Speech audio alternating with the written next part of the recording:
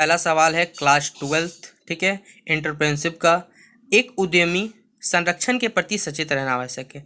यानी एक एंटरप्रेन्योर कब वो अटेंशन रहना चाहता है, एनवायरनमेंट के अकॉर्डिंग, शेयर होल्डर, आपका एम्प्लॉयज, या फिर ऑप्शन नंबर डी कस्टमर। तो एक उद्यमी को संरक्षण के प्रति सचेत रहना आवश्यक है। किस यहाँ पर से चार आपको ऑप्शन दिए उसके अकॉर्डिंग आपको बताना है, ठीक है। तो एक एंटरप्रेन्योर कब रह सकता है, शेयर होल्डर से उसे कोई फर्क पड़ता नहीं है, ना ही एम्प्लॉय से, ना कस्टमर। तो वो कब रह सकता है सचेत, इन्वायरमेंट से। सबसे बेस्ट एंड सुटेबल एग्जाम इसका आपका जो ऑप्शन होगा वो ऑप्शन नंबर क्या हो जाएगा, ए हो जाएगा, ठीक है।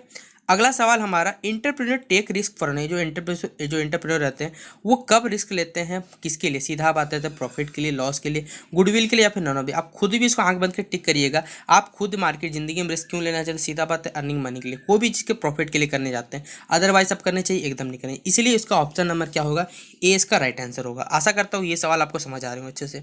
अगला सवाल है हमारा, जिन उत्पादों की मांग अधिक होती है, यानी सीधा बात है ऐसे प्रोडक्ट जिनका डिमांड ज़्यादा रहता है, उन प्रोडक्ट को हम क्या कहते हैं, ये हमें बताना है। तो आप खुद बताइए, अधिक लाभप्रद, अधिक हानिकारक, ना लाभप्रद ना हानिकारक, उपयुक्त में से कोई नहीं। यानी सीधा बात है हम उस चीज़ का डिमांड करते हैं जिसमें से हमको ज़्यादा प्रॉफिट मिलता है, वही ना प्रॉफिट क्या, तो मोर प्रॉफिटेबल वो प्रोडक्ट होंगे। और ऑप्शन नंबर कहाँ होगा इसका आंसर, ए नंबर इसका सही जवाब होगा, ठीक है। अगला सवाल हमारा, विपणन व्यय भार है, मतलब मार्केटिंग एक्सपेंडिचर बर्डन है, किस पे है, इंडस्ट्री पे है, बिजनेसमैन पर है, उपभोक्ता यानी कंज्यूमर पे, या फिर ऑप्शन देखिए। तो मार्केटिंग जो एक्सपेंडिचर वो किस पे बर्डन होता है ये हमें बताना है। तो सीधा बात है ये बर्डन है, तो बोझ किस पे कह सकते हैं, तो एक कंज्यूमर पे या उपभोक्ता पर क्या होता है, बोझ होता है, ठीक है। तो 35 का क्या आंसर हो जाएगा, स, हिंदी में कहे तो स, और ऑप्शन नंबर सी इसका सही जवाब होगा, ठीक है। अगला सवाल हमारा, देखिए ये बहुत अच्छा सवाल है, इंपॉर्टेंट मार्क करिएगा। बढ़ते वैश्विक प्रतिस्पर्धा, यानी सीधा बात है कि आजकल का हमारा ग्लोबलाइजेशन क्या, तो बढ़ती है ग्लोबल मार्केट को ध्यान में रखते हुए उद्यमी वस्तुओं और सेवाओं की समुचित डैश सुनिश्चित करना आवश्यक है। यानी an entrepreneur is necessary determined of product and service in attention of increasing thing. तो उसे किस चीज़ पे सुनिश्चित करना चाहिए कि ताकि ज़्यादा मार्केट में क्या सके, इनकी ग्लोबल कंपनी जैसे बढ़ रहा है तो वो अपना भी क्या करे, बिजनेस बड़ा से डेवलप। तो किस पे वो ध्यान दे, सबसे बड़ा बात है गुणवत्ता यानी क्वालिटी पे, ऑप्शन नंबर बी आपका कीमत पे, या फिर प्रमाप या फिर मानक स्टैंडर्ड, या फिर ऑप्शन नंबर डी प्रचार। तो किस पे ध्यान दें हम बताना। तो देखिए सीधा बात है, वो कोई भी चीज़ का सप्लाई होगा वस्तु का, उसके स्टैंडर्ड पे ध्यान देना चाहिए, ताकि तभी ना वो फ्यूचर में भी क्या करते हैं, एक्सपेंड कर सकेगा। इन 36 का भी क्या हो जाएगा, ऑप्शन नंबर सी सही जवाब होगा। अगला सवाल है हमारा, project is not concern in. Project देखिए किससे संबंध नहीं रखता। प्रोजेक्ट मतलब हिंदी में परियोजना कहा जाता है, एक जोखिम से, सृजनता यानी क्रिएटिविटी से, न पर इनोवेशन, या फिर ऑप्शन नंबर डी विजन यानी कल्पना शक्ति से। तो परियोजना जो है वो किससे देखिए यहाँ जुड़ी नहीं। परियोजना सीधा बात प्रोजेक्ट है, अगर आपने प्रोजेक्ट लिया तो वो रिस्क पे उठाया हुआ, आप उसमें कुछ नया करना चाहते, इनोवेशन मतलब आपका नया क्रिएटिव, और कुछ ना कुछ उसमें नया करिए तो वो क्रिएटिविटी है। लेकिन विजन, कल्पना शक्ति, ये इसका पार्ट नहीं है, इसलिए 37 का आंसर डी हो जाएगा सही जवाब, ठीक है।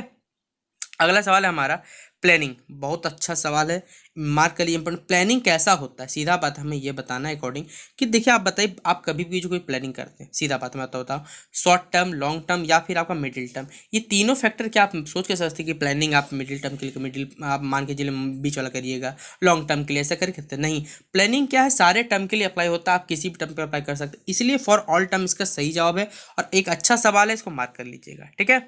अगला सवाल है हमारा, a main cause of business failure. देखिए कोई भी एक व्यवसायिक असफलता का मुख्य कारण है, किस कारण से आपका जो बिजनेस है वो डूब जाता है हमें बताना है। वीक मैनेजमेंट के कारण, इनसफिशिएंट कैपिटल कारण, अनस्किल्ड लेबर के कारण, या फिर आपका स्मॉल मार्केट। आप खुद बताइए कि आपने एक बिजनेस खोला, ठीक है, अगर आपका वो बिजनेस डूब गया तो क्या आपके पास पूंजी के कारण से, वो आपने पूंजी जरूर लगाई होगी, कुछ जितना पूंजी लगाया होगा उतना सा आप कर सकते हैं, लेकिन आपसे नहीं हुआ तो ये तो होगा नहीं। लेबर यानी आपने उस पर क्या नहीं किया, मेहनत नहीं की, इसके कारण होगा, या फिर बाजार छोटा इस कारण नहीं हुआ, या फिर ऑप्शन नंबर है वीक मैनेजमेंट, आपने उसमें क्या नहीं दिया, ध्यान नहीं दिया, मैनेजमेंट किया ही नहीं। तो देखिए कोई बिजनेस डूबने का कारण है कि उसमें मैनेजमेंट सही से नहीं हो पाता, इसलिए ऑप्शन नंबर ए, इसलिए इसका क्या हो जाएगा, सही जवाब हो जाएगा कि कमजोर प्रबंधन के कारण ही, सीधा प्रबंधन के कारण ही कोई भी बिजनेस क्या होता है, डूबता है। मैं आपको सीधा बताता हूँ। अगला हमारा इनपुट एनालिसिस, यानी सीधा बात है आदान विश्लेषण जो होता है वो किससे रिलेटेड होता है, हमारे सोर्स के रिक्वायरमेंट पे। देखिए यहाँ पर दो आपको ऑप्शन की यहाँ पर मिल जाएगा सेम, सामग्री को भी यहाँ कंसीडर किया है, रिसोर्स से, ठीक है। ऑप्शन नंबर भी देखिए लिखा हुआ सामग्री आवश्यकता से, ऑप्शन नंबर सी है रिक्वायरमेंट ऑफ लेबर से, या फिर ऑप्शन नंबर डी है requirement of fund arrangement, fund arrangement की से रिक्वायरमेंट। देखिए कोई भी इनपुट एनालिसिस है वो किससे डिपेंड करता है, सीधा बात है इनपुट का है तो ये रिसोर्सेज पे डिपेंड करता है कि जो हमें रिसोर्स मिल रहा है उससे ये जुड़ा हुआ रहता है। तो 40 का बच्चों क्या हो जाएगा, ऑप्शन नंबर ए हो जाएगा इसका सही जवाब, और एक अच्छा सवाल है, बेहतरीन सवाल है, ठीक है। चलिए कुछ और क्वेश्चन हम लोग देखते हैं। हमारा अगला सवाल है कि नियोजन। देखिए ये स्टेटमेंट वाले जितने सवाल है आपको करने हैं, मैं आपको पहले बता दूं तो स्टेटमेंट वाला सवाल आपको एक भी छोड़ के देना है। मैंने आपको जितना बेसिक स्टडीज़ में कराया था आप चेक कर लीजिए आपका सवाल उसमें से कितना सवाल आया है। मैं इसका कुछ साक्ष्य देने वाला नहीं हूँ, मैंने आप सभी बच्चों को बताया भी था, क्वेश्चन पेपर आपने खुद देखा भी है कि किस तरह सवाल आया किस तरह नहीं, तो आप खुद देख सकते हैं। बाकी जैसा है comment box open, comment box कर सकते हैं, ठीक है। देखिए नियोजन भविष्य को पकड़ने के लिए, सीधा बात है कि बनाया गया पिंजरा, यह कथन किसका है? सीधा ये एक स्टेटमेंट दिया हुआ है कि plan is a trap to capture the future. ये स्टेटमेंट किसका दिया हुआ हमें ये बताना है, सीधा बेसिकली सवाल है। तो न्यूमैन के द्वारा, एलन के द्वारा, ह्यूरली के द्वारा या फिर टेरी के द्वारा। तो ये स्टेटमेंट है किसने दिया है? वो दिया है आपके बच्चों किसने दिया? एलन ने दिया। तो ऑप्शन नंबर क्या हो जाएगा? बी इसका सही जवाब होगा, ठीक है। अगला सवाल है हमारा एक प्रोजेक्ट। देखिए सीधा बात है, एक परियोजना है, वो क्या होती है? गतिविधियों का समूह होता है, एकल गतिविधि, उपरोक्त दोनों सही है या फिर इनमें से कोई नहीं, यानी cluster of activity, single activity, both of the या फिर नन ऑफ दी। आप खुद बताइए कि आपने प्रोजेक्ट स्टार्ट किया तो खुद इतना बड़ा प्रोजेक्ट तो आप नहीं चला सकते, उसके लिए क्या चाहिए? हमको बहुत सारे एक्टिविटीज करना पड़ता है, जिस कारण ऑप्शन नंबर क्या हो जाएगा बच्चों? आपका ए सही जवाब हो जाएगा, गतिविधियों समूह या फिर क्लस्टर ऑफ एक्टिविटीज, ठीक है। अगला सवाल है हमारा एवरी न्यू बिजनेस अपॉर्चुनिटीज। कोई भी आप नया बिजनेस अपॉर्चुनिटी, उसमें क्या है? वह अवसर क्या होता है? कठिन होता है, आसान होता है, अद्वितीय यानी यूनिक होता है या फिर इम्पॉसिबल होता है। आप खुद बताइए क्या हो सकता है कि कोई भी नया व्यावसायिक अवसर है वो क्या होता है बच्चों? यूनिक होता है। कोई भी नया तो यूनिक ही करने जा रहा है, सीधा बात है ना, ठीक है। तो 13 का क्या हो जाएगा बच्चों? सी इसका सही जवाब, यानी वो अद्वितीय यूनिक होगा। अगला सवाल है बच्चों हमारा एक अच्छी नियोजन होती है, यानी एक आप प्लानिंग कर रहे हैं वो कैसा होता है? ये सवाल बीएसटी में भी आया हुआ था, मैं बता देता हूँ, बहुत अच्छा सवाल है, सीधा बात है। कैसा होता है कि अगर आप प्लानिंग करिएगा, खर्चीला प्लानिंग थोड़ी डिपेंड करता है, टाइम कंज्यूम होगा नहीं होगा हमें भी नहीं पता, सीधा बात है, लेकिन वो लोचदार हो सकता है, लोचपूर्ण होगा, कैसा हो? कॉम्प्लेक्स हो सकता है। इसलिए ऑप्शन नंबर 14 का बी होगा और बेहतरीन सवाल है, मार्क करिएगा, ठीक है, क्योंकि बार बार आपका ये सवाल रिपीट हुआ है। अगला सवाल है डैश निर्णय लेने में सहायक है, ठीक है। कौन सा ऐसा ऑप्शन है जो हमको निर्णय लेने में सहायक होता है? सीधा बात है, एक ऑब्जेक्टिव, कार्यक्रम या नीति। तो देखिए या फिर इनमें से कोई नहीं। तो देखिए अगर आपके पास, सीधा बात है कि अगर कोई चीज़ की पॉलिसी रहेगा तो आपके पास पॉलिसी बनाओ, नीति बनाओ, उसके अंतर्गत क्या कर सकते हैं? आप कोई भी चीज़ का फैसला ले सकते हैं। इसीलिए इसका ऑप्शन नंबर स यानी हिंदी में इंग्लिश में कहा जाए तो सी सही होगा और बहुत अच्छा सवाल है, मार्क कर लीजिएगा, ठीक है। अगला है हमारा परियोजना के तैयार करने पे व्यय क्या करना। देखिए आपने कोई प्रोजेक्ट तैयार किया, उस पर आपने पैसा खर्च किया, सीधा बात है, तो वो क्या कहलाता है? आपने खर्चा किया, सीधा बात, पैसा कोई प्रोजेक्ट के लिए, तो आपने क्या किया? उसमें पैसा लगाया, और लगाया मतलब पैसा इन्वेस्ट किया, और ये क्या हो जाए? इन्वेस्टमेंट नहीं हो, विनियोजन नहीं हो जाएगा? बताइए, सोचिए, बस सवाल को देखिए, पढ़िए, बस आपका सवाल सॉल्व होते चलेगा। देखिए अगला सवाल हमारा परियोजना पहचान में डैश आ सकता होती है। आपने कोई प्रोजेक्ट का आइडेंटिफिकेशन के लिए क्या जरूरत है? एक्सपीरियंस चाहिए, यूज ऑफ माइंड चाहिए, both experience and use of mind, या फिर option number D none of this. आप खुद बताइए सवाल का जवाब क्या होगा कि आपने कोई प्रोजेक्ट स्टार्ट किया, उसके लिए आपको किस चीज़ की, सीधा बात है, एक्सपीरियंस तो चाहिए चाहिए, आपका खुद का दिमाग भी तो लगना चाहिए उस काम को करने के लिए। तो क्या होगा? ऑप्शन नंबर क्या स, यहाँ पर सी सही जवाब नहीं हो जाएगा, तो ये होगा इसका सही जवाब। अगला सवाल हमारा साहसी की कामनाएं से जोखिम उठता है, सीधा बात है, इंटरप्रेट टेक करता है। ये देखिए सवाल रिलेटेड हुआ है, इंटरप्रेन्योर जो रहता है रिस्क क्यों लेता है? प्रॉफिट कमाने के लिए। और कोई ऑप्शन है आप बताइए मुझे यहाँ पर जो सही होगा? कभी लॉस करने जाए, कभी नहीं करें, तो लॉस गुड, प्रॉफिट क्या हो जाए? सही जवाब होगा।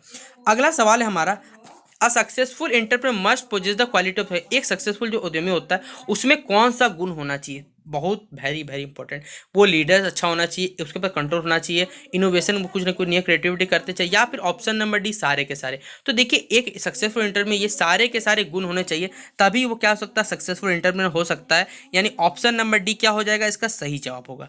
अगला सवाल है हमारा क्वेश्चन नंबर 20 कि परियोजना का जीवन, ठीक है, परियोजना का जीवन चक्र किससे संबंध नहीं होता है, यानी प्रोजेक्ट ऑफ लाइफ साइकिल किससे जुड़ा हुआ नहीं है बताना है। प्री इन्वेस्टमेंट स्टेज के साथ, कंस्ट्रक्टिव एड के साथ, नॉर्मलाइजेशन के साथ, या फिर स्टेबलाइजेशन स्टेज के साथ। तो किससे ये जुड़ा हुआ नहीं हमें बताना है। तो देखिए विनियोग, आपको इन्वेस्टमेंट करना ही पड़ेगा, कंस्ट्रक्टिव वाला भी सही है, नॉर्मलाइजेशन, यहाँ से इस आपको परियोजना में सीधा बात स्थिरीकरण मिलेगा नहीं मिलेगा, ये बात गलत है, तो ये नहीं हो सकता जुड़ा हुआ, यानी 20 का क्या हो जाएगा? डी इसका सही जवाब है। अगला 21 नंबर सवाल बहुत अच्छा सवाल है कि नियोजना सभी प्रक्रिया, सभी प्रबंधकीय की क्रिया होगा, यानी of all management planning is क्या है? बिगिनिंग है, एंड है, बिगिनिंग एंड इन बोथ, या फिर option number D none of these. तो आप बताइए क्या होगा कि आपने प्लानिंग कोई मैनेजमेंट प्लानिंग किया, तो वो आप स्टार्टिंग सोच के कुछ किए होंगे ना कि उसका अंत इतना दिन में हो जाएगा, तो सीधा बात है बिगिनिंग एंड बोथ इसका सही जवाब हो जाएगा, और ऑप्शन नंबर सा यानी इंग्लिश में कहे तो सी का टिक करिएगा। तो ये थे देखिए टॉप 20 सवाल जो मैंने आपको करवाए हैं, जो आपके एग्जाम में जरूर से जरूर हैं। इसी तरह का आपको टर्म 2 का वीडियो चाहिए, और जिस भी सब्जेक्ट का, अगर आपको बिजनेस मैथमेटिक्स का भी चाहिए तो कमेंट बॉक्स में बताइए, मैं आपके लिए, क्योंकि बिजनेस मैथमेटिक्स वाला जो आपका क्या सब्जेक्ट है उसमें देखिए क्वेश्चन सॉल्व करना पड़ेगा। क्वेश्चन सॉल्व करे बिना बताए तो होगा ही नहीं, पॉसिबल नहीं, आंसर बताने से कोई फायदा नहीं, मैं आपको क्लियर कर देता हूँ। इसलिए मैंने उसका वीडियो अब तक नहीं बनाया। बाकी अगर आप सभी बच्चों को एग्जाम देने के बाद अगर क्वेश्चन भेजने का मन रहेगा तो टेलीग्राम ग्रुप पर लिंक है, भेजिएगा, वरना मत भेजिएगा। बाकी आपको आंसर की नहीं मिलेगा तो फिर मुझे कमेंट बॉक्स नहीं करिएगा, सीधा बात। क्योंकि आप सही बच्चे आंसर की नहीं भेजते तो कम आपके लिए कैसे बनाया जाए? आपको क्वेश्चन नहीं भेजे तो आंसर की कहाँ से मिलेगा? तो जो भी बच्चे हैं सब क्या बोले, इसलिए कुछ बच्चों के लिए मैंने ये वीडियो बनाया। बाकी अगर आपको वीडियो पसंद आता तो लाइक करिएगा, वीडियो कैसा लगा कमेंट बॉक्स में बताइएगा, ठीक है। तो चलिए मिलते हैं अपने अगले वीडियो पर।